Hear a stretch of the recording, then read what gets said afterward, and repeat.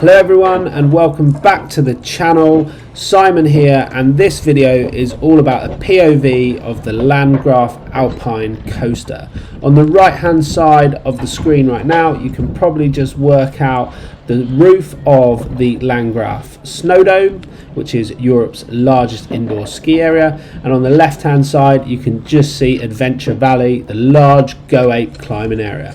The Alpine coaster that I'm currently sat on is 1,000 meters long and it can reach speeds of up to 45 kilometers an hour. It's a long way up, so if you don't want to watch the whole of my journey up, you can just skip to 3 minutes 14 seconds. As for a little bit of context on prices, at the time of riding in November 2021, a trip on the Alpine Coaster was €2.95, or you could buy 5 trips for $12.95. I actually had it thrown in with the Adventure Valley Go Ape, and that total package cost $29.95. So I'm just gonna stop talking and let you guys watch the ride-in and have a little bit of a chat about the Alpine Coaster at the bottom of the run.